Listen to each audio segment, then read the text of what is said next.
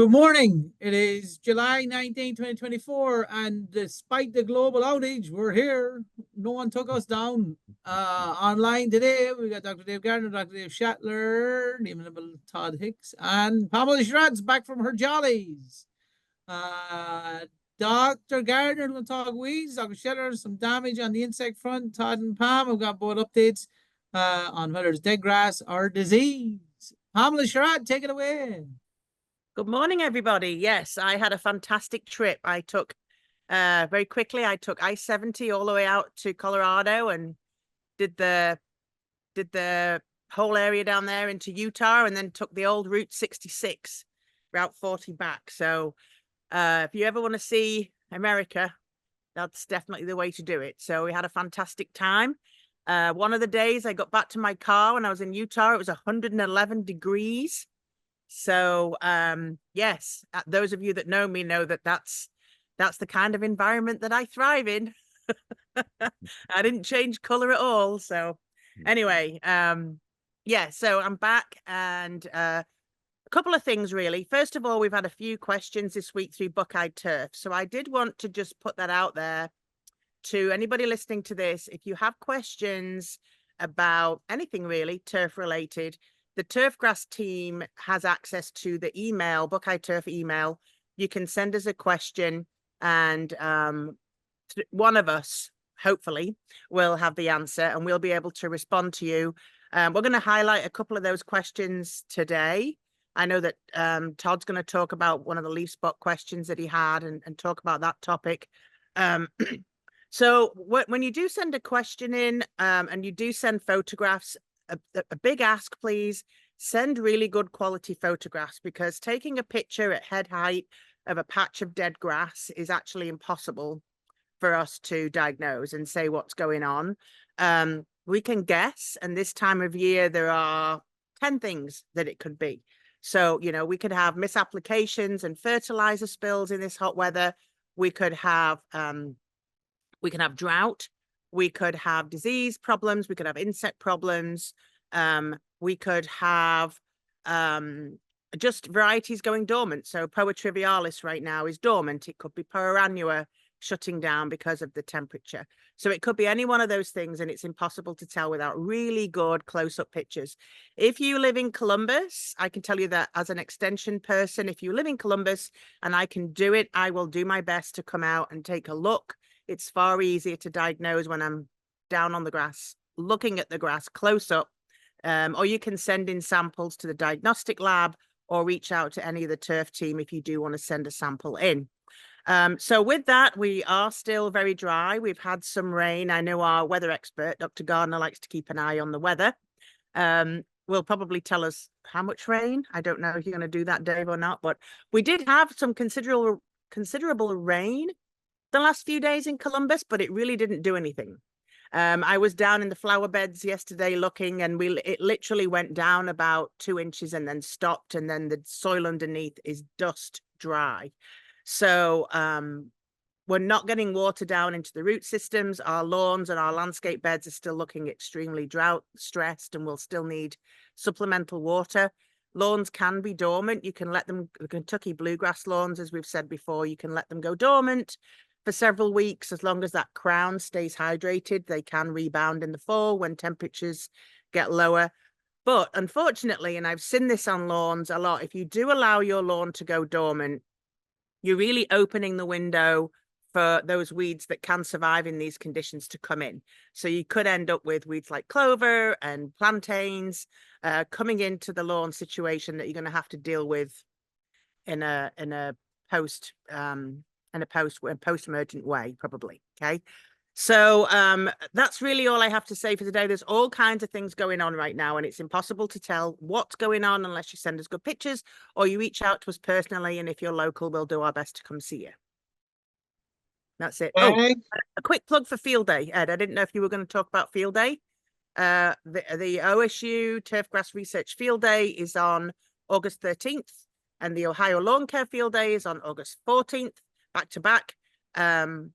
Fantastic program for both days. We've got all kinds of research to share with you, and some educational opportunities, some pesticide credits. We've got a quiz. So hopefully we'll see you guys there. You did take the idea off tip of my tongue. The one other one that can be added on that third day is the 13th, 14th to 15th of August is also going to be a low input turf grass field day, which is tied to the USDA ODA block grant project. And so that one is going to be most likely a much smaller event, but do keep an eye out. Or if you have an interest in that, feel free to send an email into Buckeye Turf as well. Dr. Gardner has now finished scrambling looking for his weather data after Pam called him out. Dr. Gardner, take it away. It was that obvious, my facial expressions. Okay.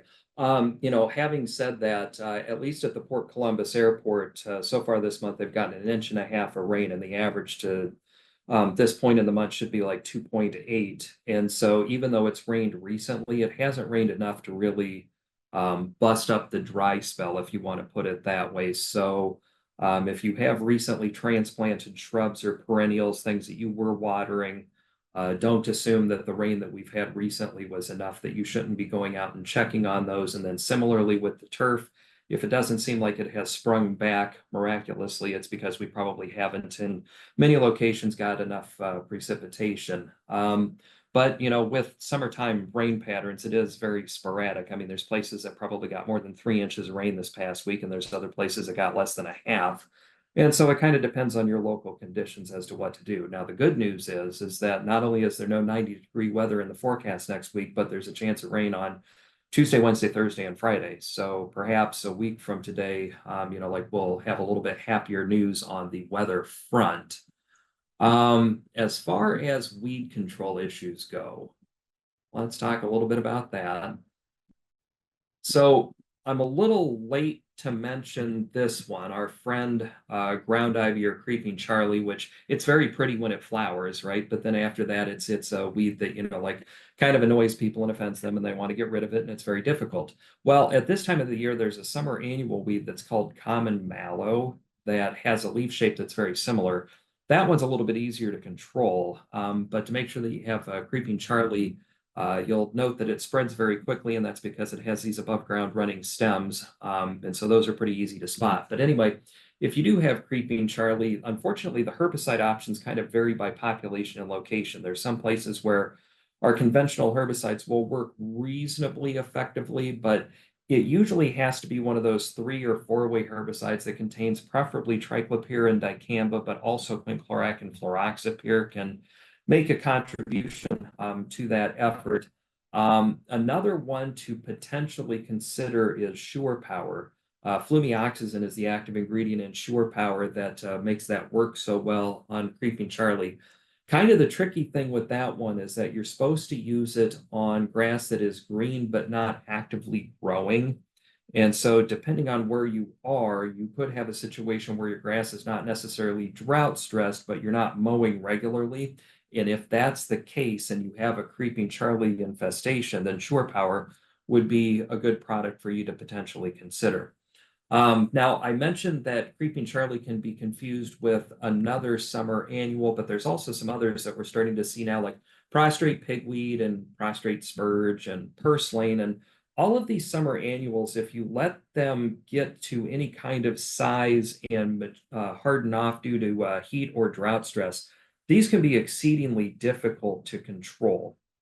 And so your best bet is to hit these as early as possible, preferably with really the same, 4-way herbicides that I was talking about before, those that contain like triclopyr and dicamba, and then also a protox inhibitor with them. That'll give you the best chance of getting good control spot spraying some of those annual broadleaf weeds. Again, they can be more difficult to control when they harden off. I can tell you that a couple of years ago, there was a nice stand of spurge at the OTF center that had hardened off. And one of the people that I do herbicide work with noticed that patch, and I said, hey, I could do a trial over there. And I did. I applied the product, and the next week I went out and I kind of looked, and I was a little worried that I forgot to mix the herbicide with the water before I made the application, because it looked like it did just nothing. Like usually when I do a herbicide trial, I can at least tell where the untreated control was, and it's like it did nothing. So seriously, some of these summer annual broadleaves, you might not see them as frequently, but when you do see them, they can be more difficult to control. So The best thing is to hit them when they're really young, but also if you have a severe infestation of them and you're at your wit's end, remember that these technically can also be controlled with a pre-emergence herbicide. You just have to apply that a little bit later, perhaps, than you normally would if you were going after crabgrass. But the idea is that you would map out those areas and then get ready to put that product out, like in May or early June of next year.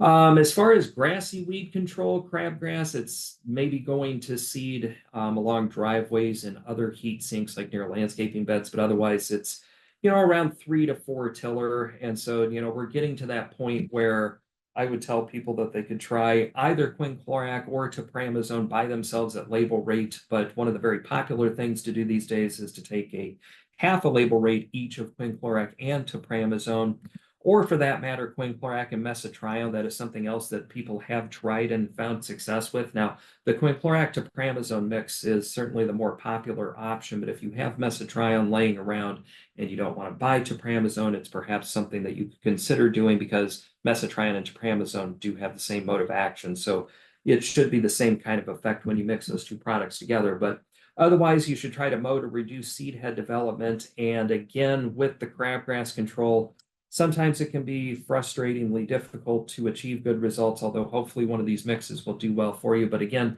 map out those areas where you have that severe infestation and, get ready to put out a pre-emerge application next year.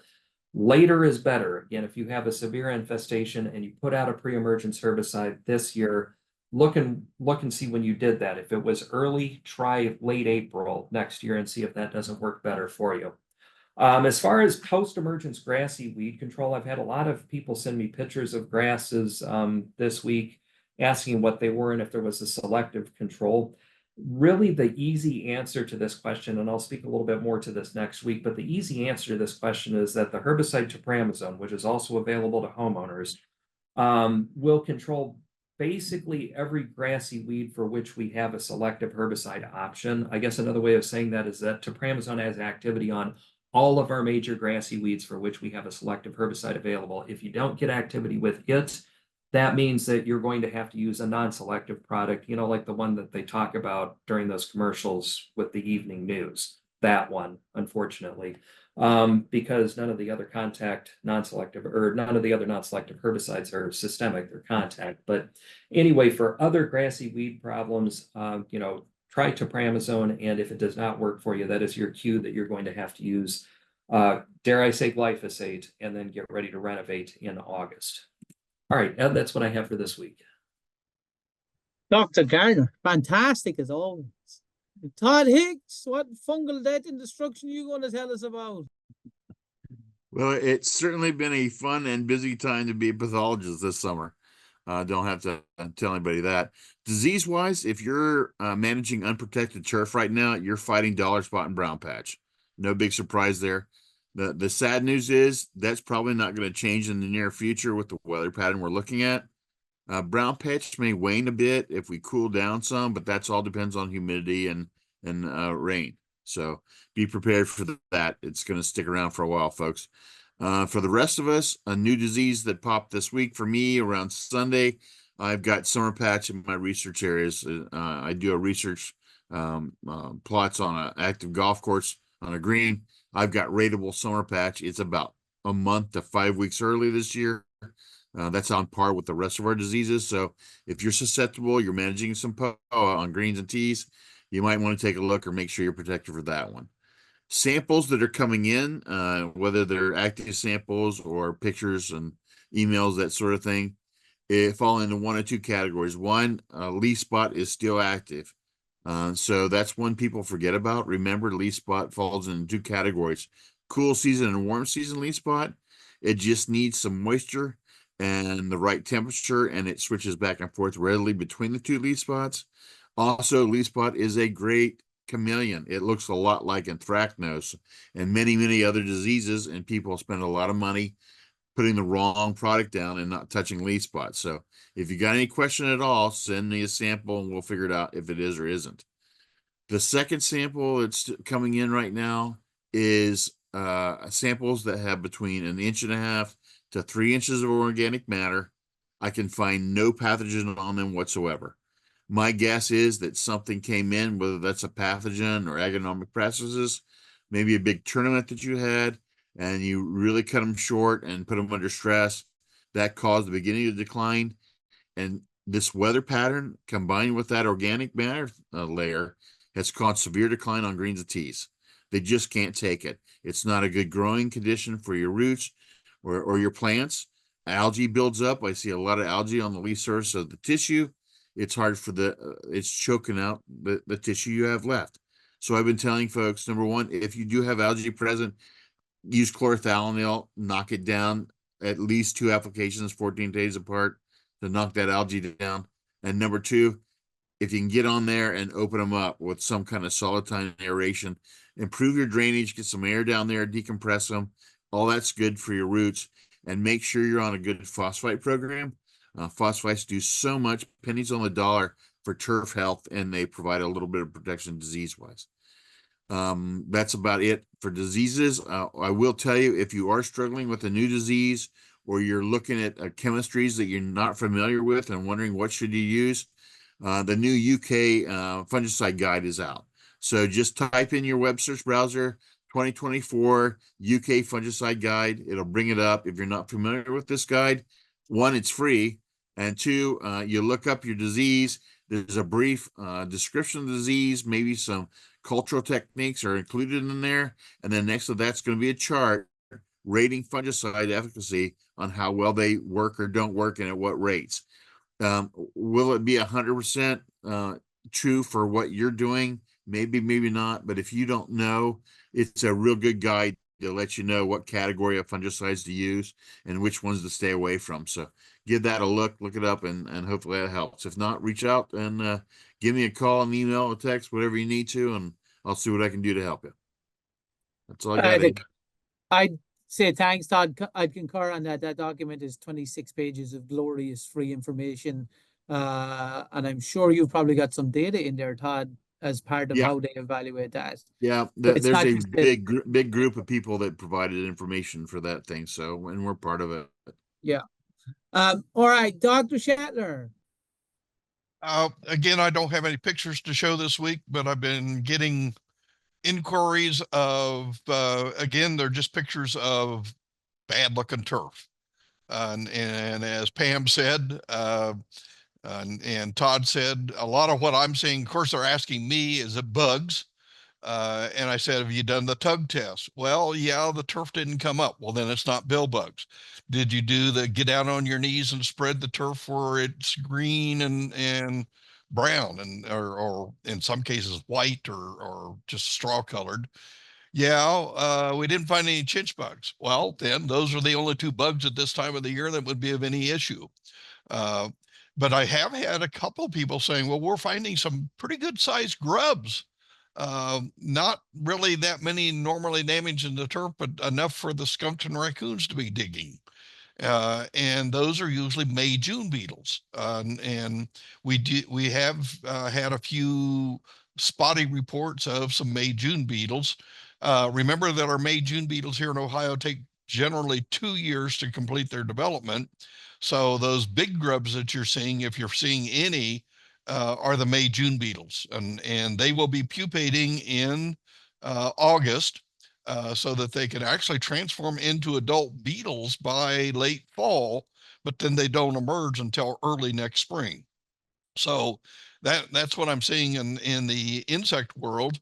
I would like to remind you that I'm predicting that we might have a pretty good grub year this year. Even though we've had these patchy rainfalls, they're probably just enough to keep the grubs going in that soil thatch interface. Remember, they don't dig deep into the soil. They're right there at the soil thatch interface. And they don't need live turf to continue growing. They can eat that thatch that Todd was talking about, and they'll do just fine in the thatch until the grass starts to grow again. So you've still got plenty of time, though that time window's beginning to run out. Most of the grub insecticides will work up until about the 2nd week of August. And then we have to switch to some more curative type insecticides like Arena or Dilox. So keep keep aware. Don't be afraid to get out on your hands and knees and do a little testing and looking to ensure that you've got them. If you do need to do some rescue treatments, I'm hearing that the price of some of these grub insecticides is really, really high this year. I talked to some of the people that are supposedly in the know about this. And the story that I got is that a couple of the bigger chemical companies saw COVID coming. So they bought a whole bunch of turf insecticides at a premium price when China shut down its production. And some of the other companies or countries that produce some of the raw ingredients for these insecticides shut down their production. They were these companies that bought the premium price materials are smiling, but now all of those are back into production, and so these companies are holding on to product that they're trying to get rid of at a premium price. So my recommendation is that if you get a pretty high price for an insecticide, check with some other distributors. You may be able, and check with some generics. You may be able to get it at a much more reasonable price. I suspect some of our friends who are distributors here might not be happy with the bug doc telling you that, but I want you to be able to do your work with on turfgrass at a bargain, or at least at a reasonable price, and not at COVID prices. Okay, that's all I've got today, Ed. Thanks, Dave. That was a nice hand grenade to finish it off. One thing to make everyone aware of, if you're somebody who is not a licensed professional applying any of the pesticides we've mentioned, please reach out to us if this is something you're considering doing. If you are going to look into some of these pesticides and you don't have a license, then you may also need to consider using a professional applicator. So this is not something we recommend for homeowners all the time. But if this is something you're considering, we would prefer to talk to you prior to you purchasing or thinking about applying some of these materials. With that, we will wrap it up, and hopefully the technical glitch doesn't take us all down in the meantime. We will see you next week.